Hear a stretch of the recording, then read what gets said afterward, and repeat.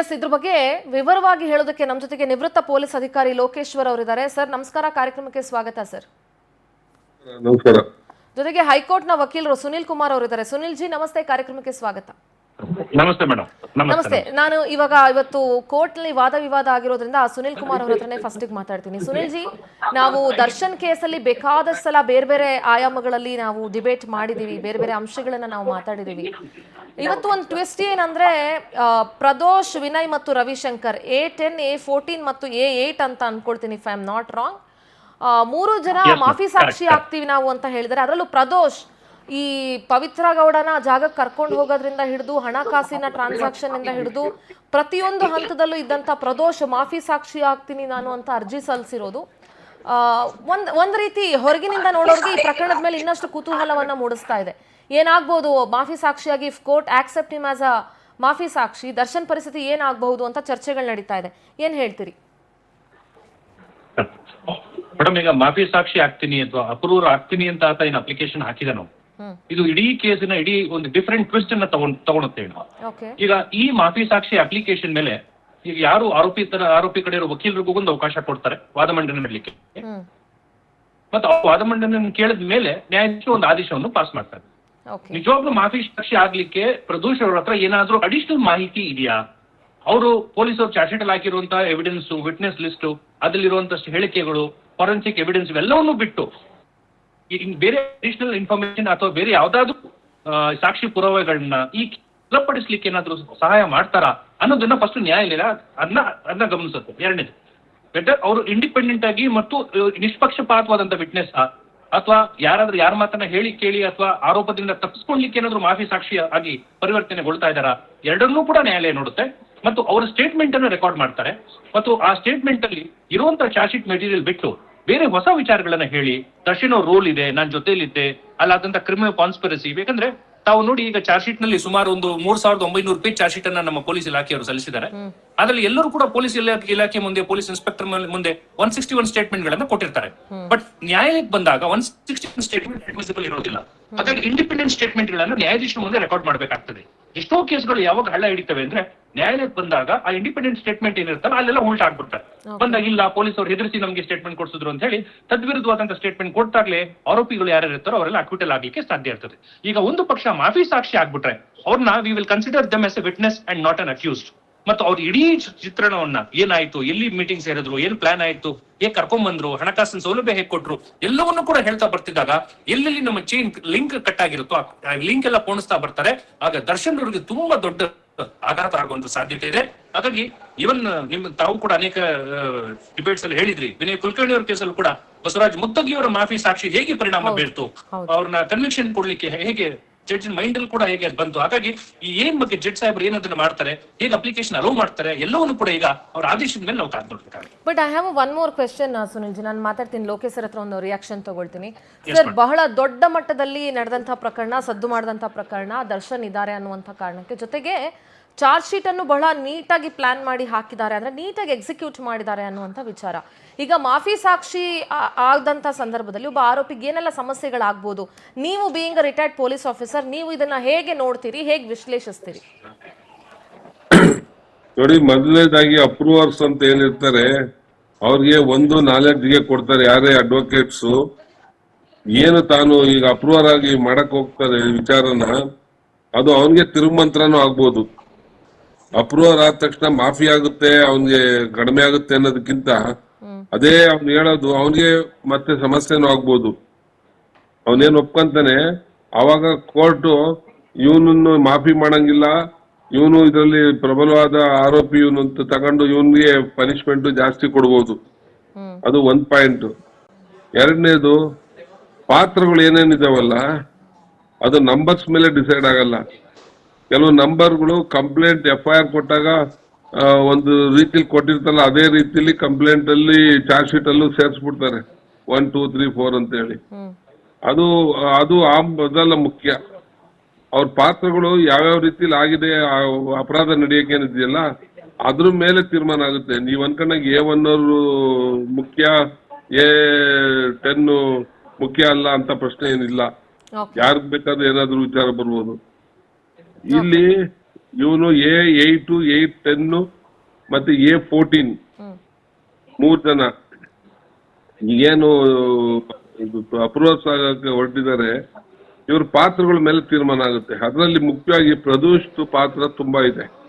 ಯಾಕೆಂದ್ರೆ ಅವನು ರೇಣುಸ್ವಾಮಿ ಕರ್ಕೊಂಡ್ ಬಂದ ಮೇಲೆ ಅವ್ರನ್ನ ಸ್ಪಾಟಿಗೆ ಕರ್ಕೊಂಡು ಹೋಗೋದು, ಆಕೆಯನ್ನ ಪವಿತ್ರ ಗೌಡನ ಅಲ್ಲಿ ಏನ್ ಹೊಡೆಯೋದು ಬಡಿಯೋದು ಎಲ್ಲ ನೋಡಿರ್ತಾನೆ. ಅದು ಅವನು ಒಬ್ಬ ಪ್ರಮುಖ ಸಾಕ್ಷಿ ಇದ್ದಾನೆ. ಎರಡನೇದು ವಿನಯ್, ಅವನು ಹೋಟ್ಲ್ ಏನು ಓನರ್ ಇದ್ದಾನೆ, ಅಲ್ಲಿ ಕಾನ್ಸ್ಪಿರಸಿ ಏನ್ ನಡೆಯುತ್ತೆ ಅದ್ರ ವಿಚಾರಕ್ಕೆ ಸಂಬಂಧಪಟ್ಟಂಗೆ ಅವನು ಇರ್ತಾನೆ. ಇನ್ನೊಬ್ಬ ಶಂಕರ್ ಅನ್ಸುತ್ತೆ, ಮೋಸ್ಟ್ಲಿ 8. ಅಲ್ಲಿಂದ ಕರ್ಕೊಂಡ್ ಬರ್ತಾರಲ್ಲ ಚಿತ್ರದುರ್ಗದಿಂದ, that first starting point. Kidnap ಅಂತ ಏನು ಹೇಳ್ತೀವಿ, ಫಸ್ಟ್ ಕಿಡ್ನಾಪು, ಆಮೇಲೆ ಅಸಾಲ್ಟು, ಮರ್ಡರು, ಆಮೇಲೆ ಅಶಿಂಗ್ ಆಫ್ ದಿ ಎವಿಡೆನ್ಸಸ್ ಎತ್ಕೊಂಡು ಹೋಗಿ ಆಚೆಗೆ ಎಸೆಯಕ್ಕೆ ಇದೇ ಪ್ರದೂಷನು ಪಾತ್ರ ಇದೆ ಅಲ್ಲಿ. ಅವನೇ 30 ಲಕ್ಷಕ್ಕೆ ಮಾತಾಡಿ ಅದೆಲ್ಲ ಮಾಡೋದು, ಅದೆಲ್ಲ ಅವನ ಪಾತ್ರ ಇದೆ ಇಲ್ಲಿ. ಇದು ಸ್ಟ್ರಾಂಗ್ ಎವಿಡೆನ್ಸ್ ಎಗನೆಸ್ಟ್ ದರ್ಶನ್ ಆಗುತ್ತೆ. ಆದ್ರೆ ಇವ್ರ ಪಾತ್ರನು ಅದರಲ್ಲಿ ಸ್ಟ್ರಾಂಗ್ ಆಗಿರೋದ್ರಿಂದ ಇವ್ರಿಗೂ ಪನಿಷ್ಮೆಂಟ್ ಕಡಿಮೆ ಆಗುತ್ತೆ ಅಂತ ಏನು ತಗೊಂಡ್ ಮಾಡಂಗಿಲ್ಲ. ಮಾಫಿ ಆಗೋದಿಲ್ಲ. ಇವ್ರಿಗೂ ನಾಳೆ ಅದು ತೊಂದರೆ ಆಗ್ಬೋದು. ಅಪ್ರೂವರ್ ಆದ ತಕ್ಷಣ ಯಾವುದೇ ಕಾರಣಕ್ಕೂ ವಜಾಗ್ ಹೋಗುತ್ತೆ, ಅವನಿಗೆ ಪನಿಷ್ಮೆಂಟ್ ಕೊಡೋ ಪಾಯಿಂಟ್ ಬರೋದಿಲ್ಲ. ವಿನಯ್ ಕುಲಕರ್ಣಿ ವಿಚಾರದಲ್ಲಿ ಏನ್ ಅವನು A1 ಇದ್ದ, ಇವ್ರು ವಿನಯ್ ಕುಲಕರ್ಣಿ ಬಿಟ್ಟರೆ ನೆಕ್ಸ್ಟ್ ಇದ್ದವನ್ ಏನಿದ್ದ, ಅವನ್ ಪಾತ್ರ ಅದ್ರಲ್ಲಿ ತುಂಬಾ ಇತ್ತು. ಅದಕ್ಕೆ ಕೋರ್ಟು ಅದನ್ನ ಸೀರಿಯಸ್ ಆಗಿ ತಗೊಂತು. ಇಲ್ಲಿ ಅದನ್ನ ಎಷ್ಟು ಮಟ್ಟಿಗೆ ತಗೊಂಡು ಏನೋ ಕೋರ್ಟು ನನಗೆ ಮಾತಾಡ್ತೀನಿ. Sunil ji, I have so many questions. ಅಂದ್ರೆ number of questions running in my mind. Questions ಅನ್ನೋದಕ್ಕಿಂತ ಅದು ಹೆಂಗಾಗ್ತಿದೆ ಅಂತಂದ್ರೆ, ಸಿ ಇಫ್ ಇಟ್ ಆಲ್ ಇದು ಹಂಗಾದ್ರೆ ಹಿಂಗಾದ್ರೆ ಅನ್ನೋದಕ್ಕಿಂತ ಎಷ್ಟು ಜನ ಬೇಕಾದ್ರೂ ಮಾಫಿ ಸಾಕ್ಷಿ ಆಗ್ಬೋದಾ ಅನ್ನೋದು ಒಂದು ಪ್ರಶ್ನೆ. ಲೈಕ್ ಈಗ ವಿನಯ್ ನಾನು ಮಾಫಿ ಸಾಕ್ಷಿ ಆಗ್ತೀನಿ ಅಂತ ಹೇಳಿರೋದು, ರವಿಶಂಕರ್ ಹೇಳಿರೋದು, ಈಗ ಆಲ್ರೆಡಿ ಇಬ್ರು ಹುಡುಗರನ್ನ ಅಪ್ರೂವಲ್ ಆಗಿ ಮಾಡ್ಕೊಂಡಿದ್ದಾರೆ ಪೊಲೀಸರು ಅನ್ನೋದು ಕೂಡ ಮಾಹಿತಿ ಇದೆ ಈ ವಿಚಾರದಲ್ಲಿ. ಎಷ್ಟು ಜನ ಬೇಕಾದ್ರೂ ಮಾಫಿ ಸಾಕ್ಷಿ ಆಗಬಹುದಾ ಈ ಅಂದ್ರೆ ಯಾವುದೇ ಪ್ರಕರಣದಲ್ಲಿ ಅಥವಾ ಈ ಪರ್ಟಿಕ್ಯುಲರ್ ಪ್ರಕರಣದಲ್ಲಿ ಒಂದು ಪ್ರಶ್ನೆ. If it all A1 A2 ಮಾಫಿ ಸಾಕ್ಷಿ ಆಗ್ಬಿಟ್ರೆ ಹೇಗೆ? ಎಸ್ ಮ್ಯಾಮ್, ಒಳ್ಳೆ ಕ್ವಶನ್ ಕೇಳಿರೋದು. ಈಗ ಎಲ್ಲರೂ ಕೂಡ ಮಾಫಿ ಸಾಕ್ಷಿ ಆಗ್ಲಿಕ್ಕೆ ಆಗುದಿಲ್ಲ. ಕೋರ್ಟ್ ಕೂಡ ಏನ್ ಮಾಡುತ್ತೆ, court has to permit who can be a witness. ಮತ್ತು ಮಾಫಿ ಸಾಕ್ಷಿ ಯಾರು ಹಾಕ್ಬೇಕು ಅಂದ್ರೆ ಅಲ್ಲೊಂದು ಕೆಲವು ಗೈಡ್ಲೈನ್ಸ್ ಅನ್ನು ನೋಡ್ತಾರೆ. ಒಂದು ಪಕ್ಷ ಆರೋಪಿ ನಂಬರ್ 1 ನೇರವಾಗಿ ಕೊಲೆ ಮಾಡಿದ್ದಾರೆ, ಕೊಲೆಯಲ್ಲಿ ಭಾಗಿಯಾಗಿದ್ದಾರೆ, ತುಂಬಾ ಮರಣಾಂತಿಕವಾಗಿ ಹಲ್ಲೆ ಮಾಡಿದ್ದಾರೆ, ಅವ್ರು ಮಾಫಿ ಸಾಕ್ಷಿ ಆಗ್ತೀವಿ ಅಂದ್ರೆ ಅವ್ರನ್ನ ಮಾಡ್ಕೊಳೋದಿಲ್ಲ. ಯಾಕಂದ್ರೆ ಅವರು ಶಿಕ್ಷೆಗೆ ಅರ್ಹರು ಅಂತ ಹೇಳಿ ಅನೇಕ ಪ್ರಕರಣಗಳಲ್ಲಿ ಅವ್ರನ್ನ ಮಾಫಿ ಸಾಕ್ಷಿ ಅಪ್ಲಿಕೇಶನ್ ರಿಜೆಕ್ಟ್ ಮಾಡಿದ್ದಾರೆ. ಯಾರು ಮಾಫಿ ಸಾಕ್ಷಿ ಮಾಡ್ಕೋತಾರೆ, ಅವ್ರ ರೋಲ್ ಕಮ್ಮಿ ಇರುತ್ತೆ. ಅವ್ರ ಅಕ್ಯೂಸ್ ನಂಬರ್ 14 15 ಬೇರೆ ರೋಲ್ ಅಲ್ಲಿ ಇರ್ತಾರೆ. ಅವ್ರು ಟ್ರಾನ್ಸ್ಪೋರ್ಟೇಷನ್ ಮಾಡಿರ್ತಾರೆ ಅಥವಾ ದುಡ್ಡನ್ನ ಹಣಕಾಸಿನ ಸೌಲಭ್ಯ ಕೊಟ್ಟಿರ್ತಾರೆ, ಕಾನ್ಸ್ಪಿರಸಿ ಭಾಗ ಆಗಿರ್ತಾರೆ. ಬಟ್ ನೇರವಾಗಿ ಎಲ್ಲೂ ಕೂಡ ಅವ್ರ ಇನ್ವಾಲ್ವ್ಮೆಂಟ್ ಆಗಿರೋದಿಲ್ಲ. ಹಾಗಾಗಿ ಆ ತರದಂತ ಯಾರು ಕ್ಯಾರೆಕ್ಟರ್ ಇರ್ತಾರೋ ಅವ್ರನ್ನ ಮಾಫಿ ಸಾಕ್ಷಿ ಮಾಡ್ಲಿಕ್ಕೆ ಅನುಕೂಲ ಅಂತ ಹೇಳಿ ನ್ಯಾಯಾಧೀಶರನ್ನ ಗಮನಿಸ್ತಾರೆ. ಅವ್ರ ರೋಲು, ಅವ್ರ ಮೇಲಿನ ಸಾಕ್ಷಿಗಳಿದೆ, ಅವರ ಈ ಕೊಲೆಯಲ್ಲಿ ಅವರ ಪಾತ್ರ, ಅವ್ರ ಹಣಕಾಸಿನ ಸೌಲಭ್ಯ ಅಥವಾ ನೇರವಾಗಿ ಅಥವಾ ಪರೋಕ್ಷವಾಗಿ ಹೇಗೆ ಭಾಗಿಯಾಗಿದ್ದಾರೆ ಎಲ್ಲವನ್ನೂ ನೋಡಿ ಮಾಫಿ ಸಾಕ್ಷಿ ಆಗ್ಲಿಕ್ಕೆ ನಿಜವಾಗ್ಲೂ ಅವರು ಅಂತ ಹೇಳಿ ನ್ಯಾಯಾಧೀಶರು ತೀರ್ಮಾನ ಮಾಡ್ತಾರೆ.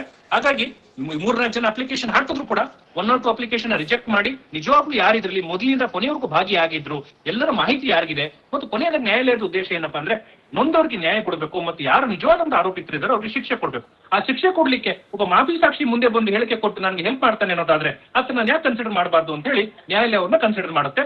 ಯಾವ ಅಪ್ಲಿಕೇಶನ್ ಅಲೋ ಮಾಡ್ತಾರೆ, ಯಾವ ಅಪ್ಲಿಕೇಶನ್ ರಿಜೆಕ್ಟ್ ಮಾಡ್ತಾರೆ ಅಂತ ನಾವೀಗ ಕಾದ್ ನೋಡ್ಬೇಕಾಗುತ್ತೆ. ಆಲ್ಮೋಸ್ಟ್ 2 ವರ್ಷ ಆಯ್ತು ಅಂತ ಅಂದ್ಕೊಳ್ತೀನಿ ಪ್ರಕರಣ ಆರಂಭ ಆಗಿ. 2 ವರ್ಷದಿಂದ ಪ್ರದೋಷ್ ಮಾಫಿ ಸಾಕ್ಷಿ ಆಗಿರ್ಲಿಲ್ಲ. ಸೊ ಈಗ ಆತ ಮಾಫಿ ಸಾಕ್ಷಿ ಆಗೋದಕ್ಕೆ ಮುಂದೆ ಬಂದಿದ್ದಾನೆ. ಸೊ ಅದು ಆರೋಪಿಯ ಒಂದು ಗಿಲ್ಟ್ ಫೀಲಿಂಗ್ ಬಿಟ್ಟಿರೋದು ಅಂತ ಅಂದ್ಕೊಳ್ಬಹುದಾ ಅಥವಾ ಹೇಗೆ? ಖಂಡಿತ ಮೇಡಮ್. ಯಾಕಂದ್ರೆ ಎಷ್ಟೋ ಜನ ಆರೋಪಿಗಳು 1 ವರ್ಷ 2 ವರ್ಷ 3 ವರ್ಷ ಕಾರಾಗೃಹದಲ್ಲಿ ಇದ್ದಾಗ ಎಲ್ಲೋ ಒಂದ್ ಕಡೆ ಮನಸ್ಸು ಪರಿವರ್ತನೆ ಆಗ್ಬಿಡುತ್ತೆ ಅವ್ರಿಗೂ. ಇಲ್ಲ, ನನ್ನ ಕಡೆಯಿಂದ ಈಗ ಆಗೋಯ್ತಲ್ಲ, ಒಬ್ಬನ ಕೊಲೆ ಆಗಿದೆ ಮತ್ತು ಯಾರ ಮಾತು ಕೇಳಿ ನಾನು ಸಂಚಿನಲ್ಲಿ ಭಾಗಿ ಆಗ್ಬಿಟ್ಟೆ, ನೇರವಾಗಿ ನಾನು ಕೊಲೆ ಮಾಡಿಲ್ಲ, ಬಟ್ ಆದ್ರೂ ಕೂಡ ಒಂದು ಸಂಚಿನಲ್ಲಿ ನಾನು ಭಾಗಿ ಆಗಿದ್ದೀನಿ, ನನಗೂ ಒಂದು ಮನಸ್ಸಾಕ್ಷಿ ಇದೆ. ಮತ್ತು ಮಾಫಿ ಸಾಕ್ಷಿ ಆದ್ರೆ ಬೆನಿಫಿಟ್ ಕೂಡ ಇದೆ. ಆತ ಈ ಶಿಕ್ಷೆಯಿಂದ ಹೊರಗೆ ಬರ್ಬೋದು. ನಾಳೆ ದಿವಸ ಒಂದು ಪಕ್ಷ ಎಲ್ಲ ಆರೋಪಿಗಳಿಗೆ ಏನಾದ್ರು ಜೀವಾವಧಿ ಶಿಕ್ಷೆ ಅಥವಾ 10 ವರ್ಷ 15 ವರ್ಷ ಶಿಕ್ಷೆ ಕೊಟ್ಟಾಗ ಇವರು ಕೂಡ ಪ್ರದೋಷ್ ಕೂಡ ಸಾಕ್ಷಿ ನಂಬರ್ 14 ಆರೋಪಿ ನಂಬರ್ 14 ಇರೋದ್ರಿಂದ ಆ ಕಾಮನ್ ಆಗಿ ಅವ್ರಿಗೂ ಕೂಡ ಶಿಕ್ಷೆ ಆಗುವಂತ ಸಾಧ್ಯತೆ ಕೂಡ ಇರುತ್ತೆ. ಹಾಗಾಗಿ ನಾವು ಪ್ರಾಸಿಕ್ಯೂಷನ್ ಹೆಲ್ಪ್ ಮಾಡಿ ನ್ಯಾಯಾಲಯಕ್ಕೆ ಒಂದು ಮಾಫಿ ಸಾಕ್ಷಿಯಾಗಿ ನಡೆದಂತ ಎಲ್ಲ ಚಿತ್ರಣವನ್ನು ಹಾನೆಸ್ಟ್ ಆಗಿ ಹೇಳಿದ್ರೆ ಖಂಡಿತವಾಗ್ಲೂ ನನ್ನ ಶಿಕ್ಷೆಯಿಂದ ಕೂಡ ನನಗೊಂದು ಗಿಲ್ಟ್ ಫೀಲಿಂಗ್ ಇದೆ. ನಿಮಗೆ ಗೊತ್ತಿರೋ ಹಂಗೆ ಈ ಕೊಲೆ ಕೇಸಲ್ಲಿ ಸಾಕ್ಷಿ ನಾಶ ಪಡಿಸಕ್ಕೆ ದುಡ್ಡು ಕಲೆಕ್ಟ್ ಮಾಡಿದ್ದು ಪ್ರದೋಷ್. ಬೇರೆ ವ್ಯಕ್ತಿಗಳನ್ನ ಈ ಕೊಲೆ ಕೇಸಲ್ಲಿ ಸಿಕ್ಕಾಕ್ಸೋದಕ್ಕೆ ಪ್ಲಾನ್ ಮಾಡಿ ಸೂತ್ರಧಾರ ಆಗಿದ್ದು ಪ್ರದೋಷ್. ರೇಣುಕಾಸ್ವಾಮಿ ಡೆತ್ ಆಗಿದೆ ಅಂತ ಹೇಳಿ ದರ್ಶನ್ಗೆ ತಿಳಿಸಿದ್ದು ಪ್ರದೋಷು. ಪಟ್ಟಣಗೆರೆ ಶೆಡ್ಗೆ ಪವಿತ್ರ ಗೌಡನ ಕರ್ಕೊಂಡು ಬಂದಿದ್ದು ಪ್ರದೋಷು. ಸಂಚಿನಲ್ಲಿ ಕಂಟಿನ್ಯೂಸ್ಲಿ ಡೇ 1 ಇಂದ ಹಿಡಿದು ರೇಣುಕಾಸ್ವಾಮಿ ಬಾಡಿಯನ್ನ ಡಿಸ್ಪೋಸ್ ಮಾಡೋವರೆಗೂ ಇದ್ದಿದ್ದು ಪ್ರದೋಷು. ಸೊ ಈ ರೀತಿ ಈತನ ಪಾತ್ರ ಇದೆ ಅಂತ ಚಾರ್ಜ್ ಶೀಟ್ ಅಲ್ಲಿ ಉಲ್ಲೇಖ ಆಗಿರುವಾಗ is he fit to consider as an approver? ಅದನ್ನ ಮೇಡಮ್ ನ್ಯಾಯಾಧೀಶರು ಅದನ್ನ ಗಮನಿಸ್ತಾರೆ. ಈಗ ತಾವ್ ಹೇಳಿದ ಎಲ್ಲ ಪಾಯಿಂಟ್ ಅನ್ನು ಕೂಡ ಪಬ್ಲಿಕ್ ಪ್ರಾಸಿಕ್ಯೂಟರ್ ತಮ್ಮ ಆರ್ಗ್ಯುಮೆಂಟ್ ಅಲ್ಲಿ ಮಂಡಿಸ್ತಾರೆ. ಇಲ್ಲಿ ಅವರು ಈಗ ಮಾಫಿ ಸಾಕ್ಷಿ ಆಗ್ಲಿಕ್ಕೆ ಅಪ್ಲಿಕೇಶನ್ ಹಾಕದ್ಮೇಲೆ ಆರೋಪಿ ಕಡೆಯಿಂದ ಇರುವಂತ ವಕೀಲರು ಯಾರಿದ್ದಾರೆ ಅವ್ರು ಇದನ್ನೆಲ್ಲವನ್ನು ಹೇಳ್ತಾ ಬರ್ತಾರೆ. ನೀವು ಈತನ ಆರೋಪಿ ಮಾಡಿದ್ರೆ ಈತನ ಪಬ್ಬಲ್ಲೇ ಕಾನ್ಸ್ಪಿರಸಿ ಪ್ಲಾನ್ ಆಗಿದೆ, ಈತ ಹಣಕಾಸಿನ ಸೌಲಭ್ಯ ಕೊಟ್ಟ, ಬೇರೆ ಯಾರನ್ನೂ ಅಪ್ರೂವರ್ ಆಗಿ ಯಾರನ್ನೂ ಇಬ್ಬರನ್ನ ಸರೆಂಡರ್ ಆಗ್ಲಿಕ್ಕೆ ಅವಕಾಶ ಕೊಟ್ಟ, ಅದ್ರೊಳಗೆ ಹಣಕಾಸಿನ ಸಹಾಯ ಕೊಟ್ಟ, ಎಲ್ಲದರಲ್ಲೂ ನೇರವಾಗಿ ಈತ ಭಾಗಿಯಾಗದ್ಮೇಲೆ ಈತ ನೀವು ಅಪ್ರೂವರ್ ಹೇಗ್ ಮಾಡ್ತೀರಿ?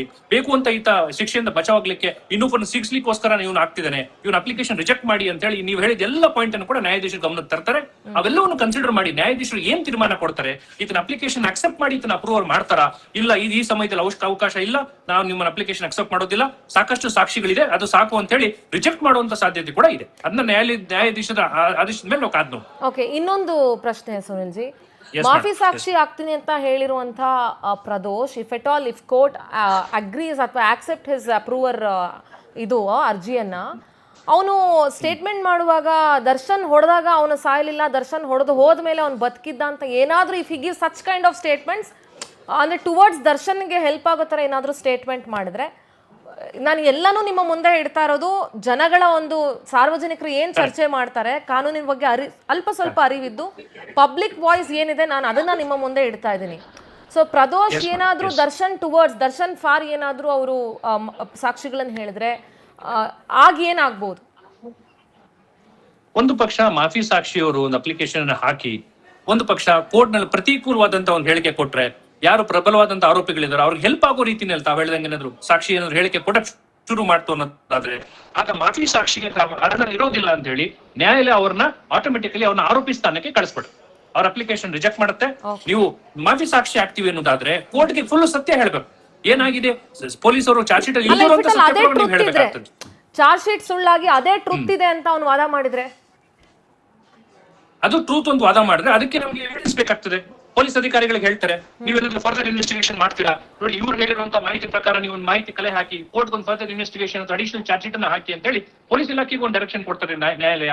ಹಾಗಾಗಿ ಕೊರೋಬರೇಟಿವ್ ಎವಿಡೆನ್ಸ್ ಅಂತ ನಾವು ಹೇಳ್ತೀವಿ. ಮಾಫಿ ಸಾಕ್ಷಿ ಏಂತಾನೆ ಹೇಳಿಕೆಯನ್ನು ಕೊಡ್ತಾನೆ ಅದನ್ನ ಕೊರೋಬರೇಷನ್ ಮಾಡ್ಲಿಕ್ಕೂ ಒಂದು ಅವಕಾಶ ಇದೆ.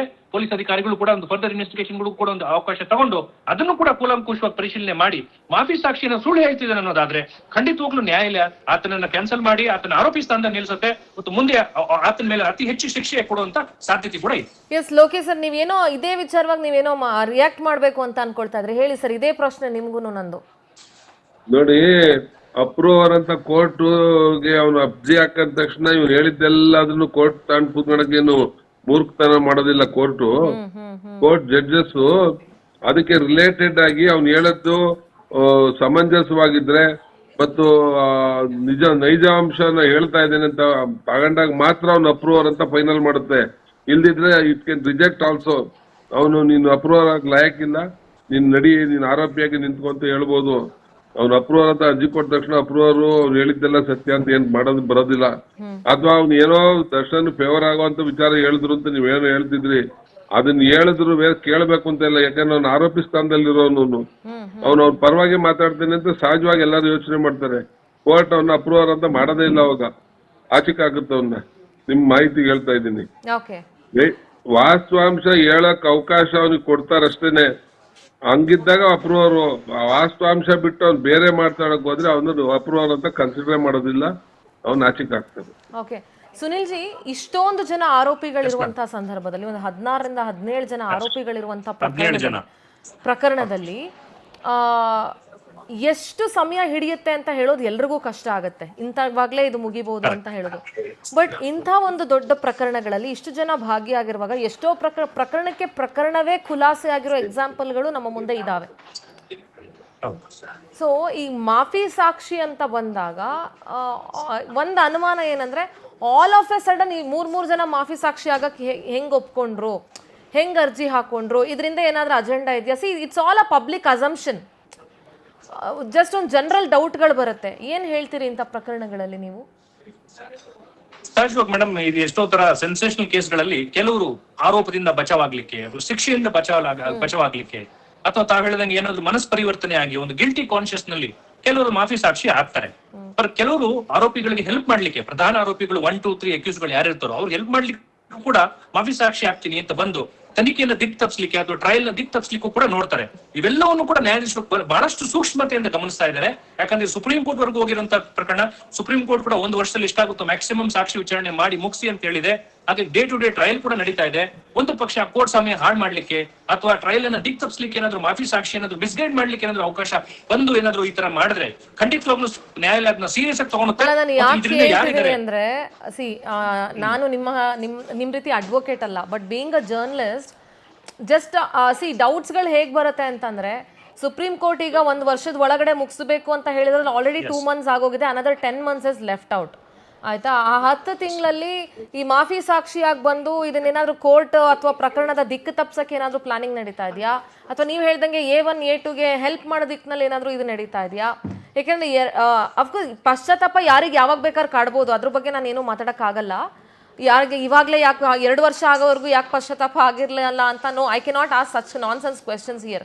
ಸೊ ಪ್ರಕರಣದ ದಿಕ್ಕು ನೀವು ಹೇಳ್ದಂಗೆ ಪ್ರಕರಣದ ದಿಕ್ಕು ತಪ್ಪಿಸೋದಕ್ಕೆ ಏನಾದರೂ ಈ ರೀತಿಯಾದಂತಹ ಒಂದು is it an part of the agenda ಅಥವಾ ಏನು ಎತ್ತ ಅನ್ನೋದು ಜನರಲ್ ಆಗಿ ಪ್ರಶ್ನೆ ಉದ್ಭವ ಆಗುತ್ತೆ ಮೇಡಮ್. ಬಟ್ ಅದನ್ನ ಈಗ ಹೇಳಲಿಕ್ಕೆ ಆಗಲ್ಲ, ಬಿಕಾಸ್ ಇಟ್ ಇಸ್ ಪ್ರಿಮೇಚೂರ್. ನಾವು ಓಕೆ, ಈಗ ಮೊದಲನೇದಾಗಿ ಅವ್ರ ಅಪ್ಲಿಕೇಶನ್ ಅನ್ನ ಜಡ್ಜ್ ಸಾಹೇಬ್ರು ಅಕ್ಸೆಪ್ಟ್ ಮಾಡ್ತಾರ ಅನ್ನೋದು ಫಸ್ಟ್ ನೋಡ್ಬೇಕಾಗ್ತದೆ. ಅದನ್ನ ರಿಜೆಕ್ಟ್ ಕೂಡ ಮಾಡಬಹುದು ಜಡ್ಜ್ ಸಾಹೇಬ್ರು. ಇಲ್ಲ, ನಾವು ಅಕ್ಸೆಪ್ಟ್ ಮಾಡೋದಿಲ್ಲ, ಆಲ್ರೆಡಿ ಈಗ ನನ್ನ ನಂಗೊಂದು ಟೈಮ್ ಫ್ರೇಮ್ ಕೊಟ್ಟಿದ್ದಾರೆ, ನಾನು ಬಹಳಷ್ಟು ಬೇಗ ಟ್ರಯಲ್ ಮುಗಿಸ್ಬೇಕು ಅಂತೇಳಿ ರಿಜೆಕ್ಟ್ ಕೂಡ ಮಾಡಬಹುದು.